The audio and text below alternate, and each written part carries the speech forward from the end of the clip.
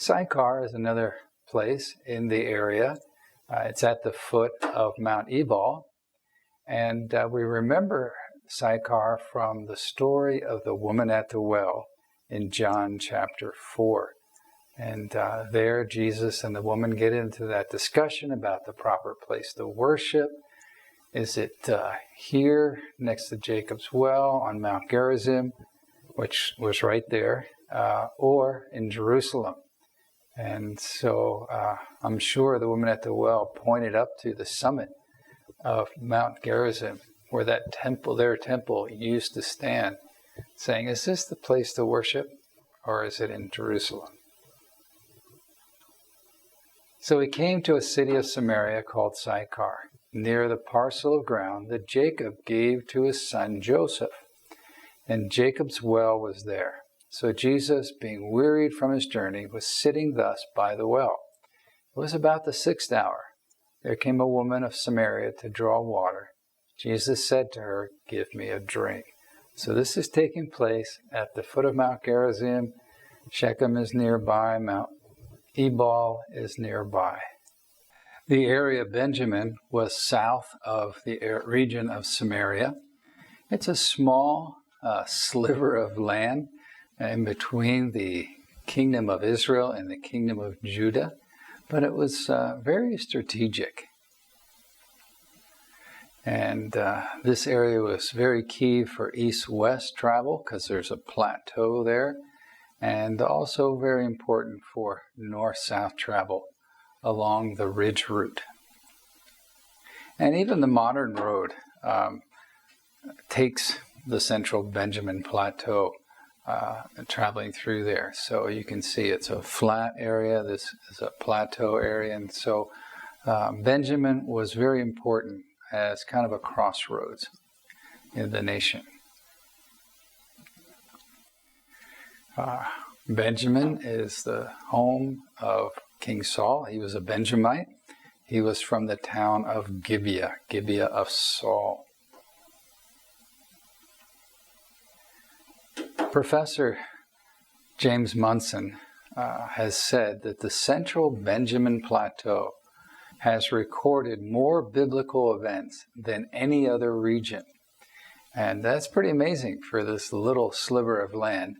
And that's mainly because the kingdom of Israel and the kingdom of Judah fought many battles for that territory that separated one from the other.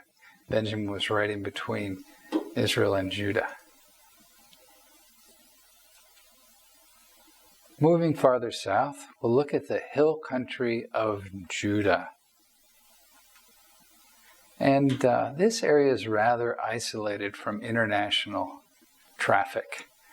Now we've learned about the coastal road connecting Egypt with Mesopotamia, the King's Highway farther east. These were routes for international travel. And if you were an international traveler, you wouldn't make the extra effort to climb up the hills of the central mountainous spine and travel that way. You would just take the International Coastal Highway or the King's Highway. So that left the hill country rather isolated. Now, the central route was used by the Israelites, especially going to the temple for the feast, but for international travel, rarely was that area used. And it's because of the steep valleys that are in that area, making travel very difficult. You're climbing up and down. So if you wanted the easy route, you just stayed on the coast or you stay on the King's Highway. You don't go up to the central mountainous spine. Now, the hill country of Judah receives less rainfall than Samaria. So remember, as we move farther and farther south, things begin to dry out. The Israelites used terrace farming in the Judean hills in order to have flat areas for agriculture, like their olive trees, just like there's terrace farming in the country of the Philippines for rice, because you need that flat area to be able to plant your crops. A very, very important agricultural product of the hill country of Judah is grapes. Now, grapes were able to survive the dry season because they're fed by dew every morning, and the dew would condense on the grapes, and so when everybody's cistern was drying up from the dry season, that's when the grapes would ripen. And so this was a real blessing to the Israelites. So you can see why grapes are so important in the biblical narrative. That's why wine is mentioned so often, is because they ripen at a very opportune time. Now, let's discuss this region called the Shephelah. It's a kind of a buffer zone, an area of rolling hills between the Philistines down on the coastal plain and the Israelites to the east up in the hill country. It was a buffer zone, kept these two parties apart. So we can see here the rolling hills of the Shephelah, very beautiful area. And so these hills kind of kept the two parties apart.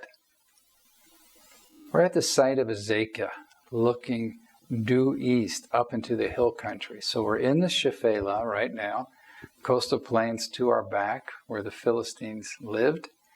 And we see a broad valley in the mid part of our picture.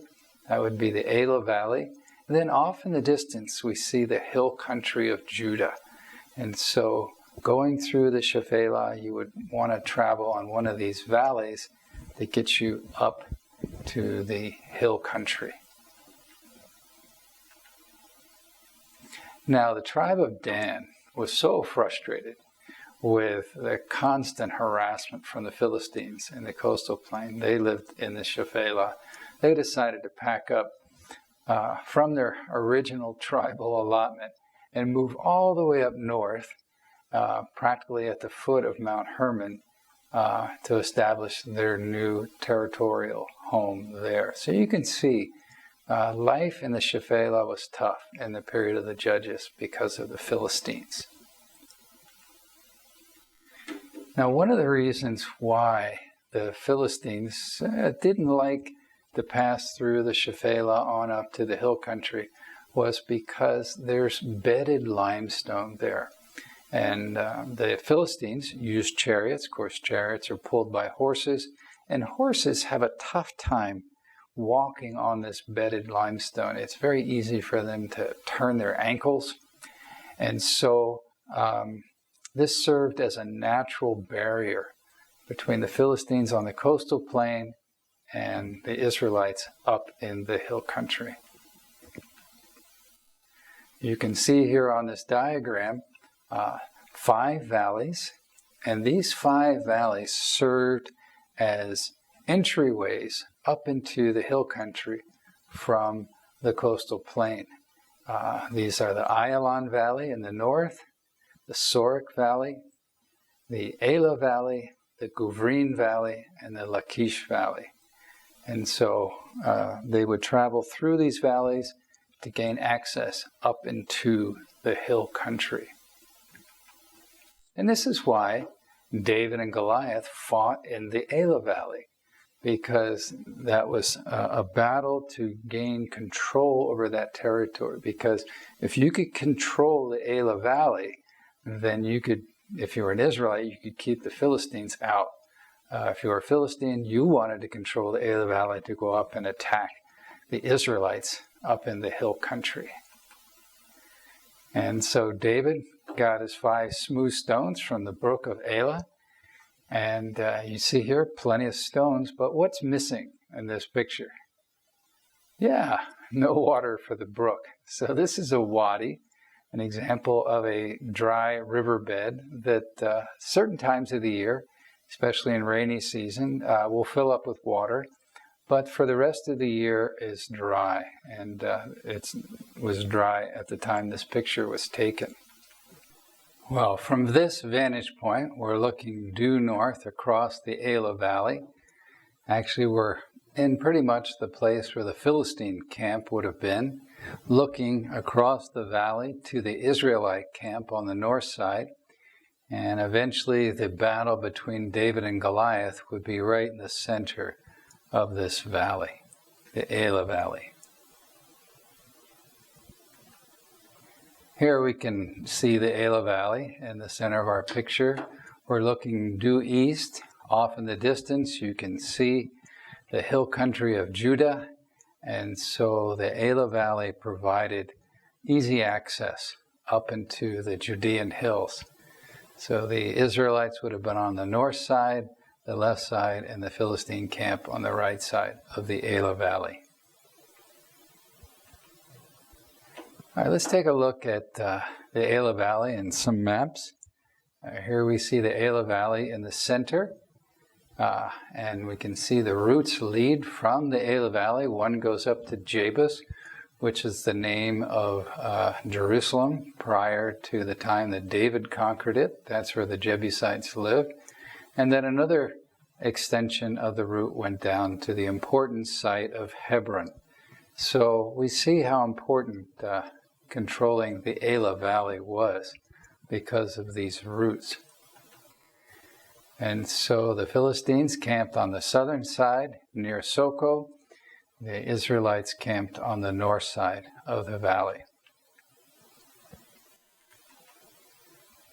1 Samuel 17, 1-3 says, "Now the Philistines gathered their armies for battle, and they were gathered at Soko, which belongs to Judah, and they camped between Soko and Azekah and Ephesh Damim.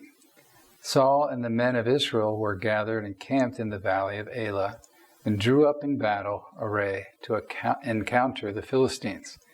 The Philistines stood on the mountain on one side, while Israel stood on the mountain on the other side, with the valley between them." So we see very clearly the Bible describes the battle scene. Well, the original plan was whoever wins the battle, whoever's champion wins the battle, the other side would surrender. Well, the Goliath lost the battle, and the Philistines didn't keep their part of the bargain. Instead of surrendering, they run off and flee. And so they flee down the Elah Valley to the west. They pass by Azekah, go by one of their key cities of Gath, on to another Philistine city called Ekron, according to 1 Samuel 17:52.